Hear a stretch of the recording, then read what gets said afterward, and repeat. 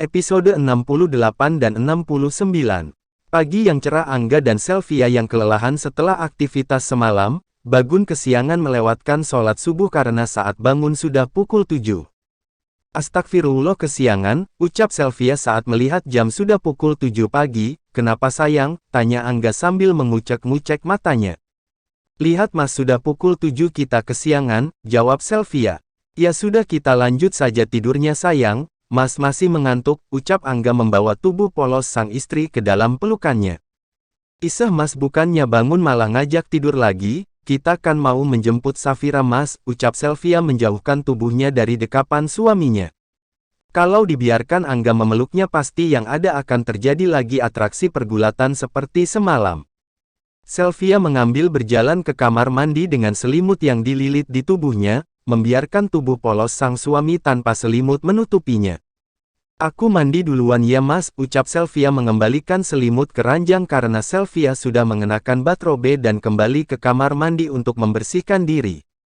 Angga tersenyum dengan tingkah sang istri yang masih saja malu-malu terhadapnya. Sylvia keluar dari kamar mandi dengan rambut basahnya yang masih meneteskan air, dan terlihat sang suami yang kembali terlelap.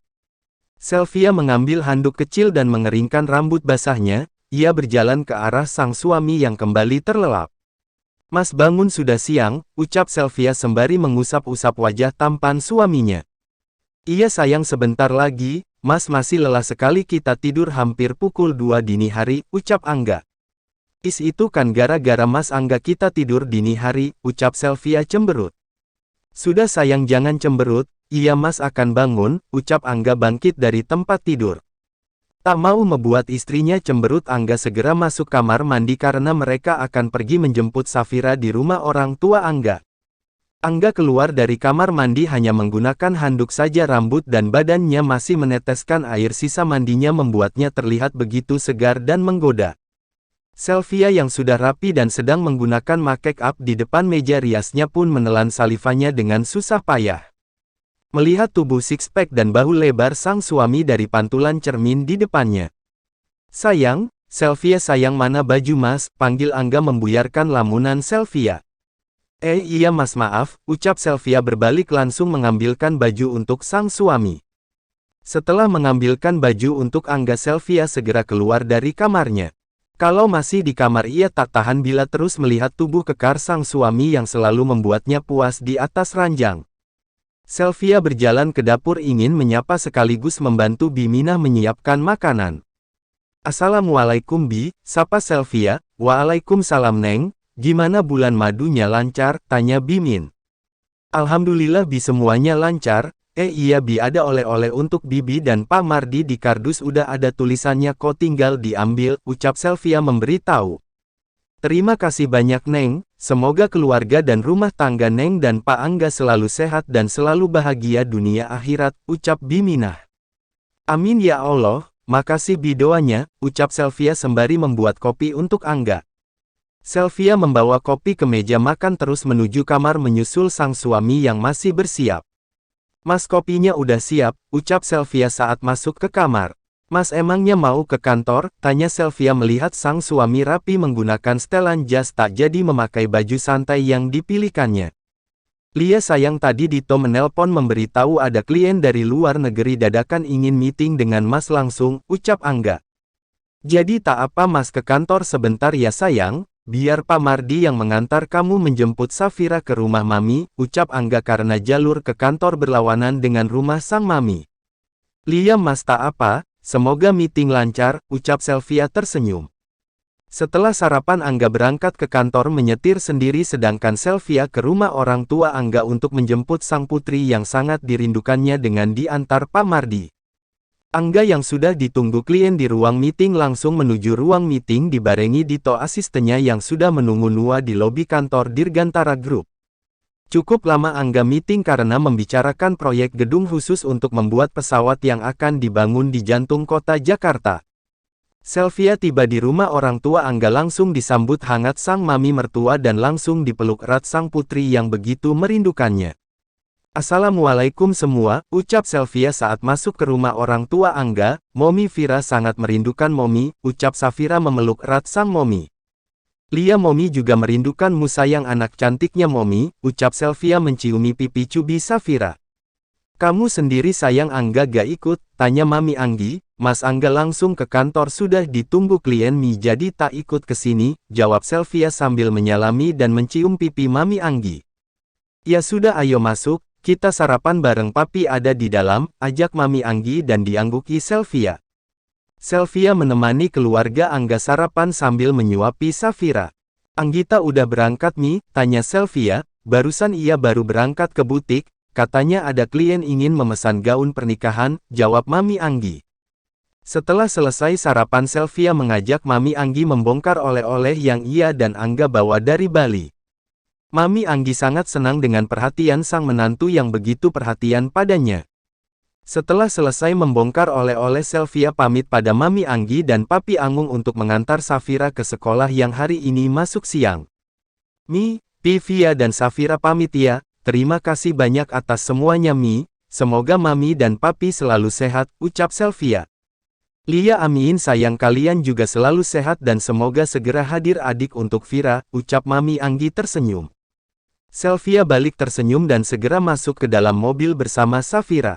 Pak Mardi yang sudah siap di kemudi langsung menjalankan mobil menuju sekolah Safira. Sylvia putuskan menunggu Sylvia di ruang tunggu wali murid, sambil mengirim pesan pada sang suami ingin memberitahukan kalau ia sedang di sekolah Safira. Sylvia assalamualaikum mas, aku sekarang lagi di sekolah Vira mas Angga jangan lupa makan. Mas nanti jemput kami di kafe Anggita ya pulang sekolah aku mau mengajak Vira ke kafe Anggita, kita makan bareng di sana mas sekalian aku ngasih oleh-oleh untuk teman-temanku di sana.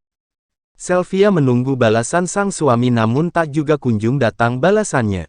Sepertinya mas Angga sedang sibuk sampai tak sempat buka pesanku, batin Sylvia. Di kantor Angga masih sibuk membahas proyek dengan klien sampai tak mendengar notif pesan dari sang istri. Tak terasa sudah pukul 12 siang, Safira sudah keluar dari kelasnya langsung menuju sang Momi yang setia menunggunya. Momi Vira dapat nilai A, ucap Safira senang, hebatnya anak cantik Momi, ucap Sylvia memeluk Safira. Dari sekolah Sylvia dan Safira mampir menuju kafe Anggita, Via berniat memberikan oleh-oleh untuk teman-temannya di sana. Tiba di kafe Anggita Sylvia langsung menemui sahabatnya Nita dan menyuruhnya membagikan oleh-oleh pada temannya yang lain. Saat masuk ke ruang Anggita Via melihat di sana ada Fandi yang sedang mengobrol dengan Anggita. Pengantin baru yang habis pulang honeymoon, ucap Anggita pada saat Sylvia masuk ke dalam ruangannya. Lia Git gimana kabarnya, maaf aku dan Vira jadi mengganggu kalian, ucap Sylvia pada Anggita dan Fandi.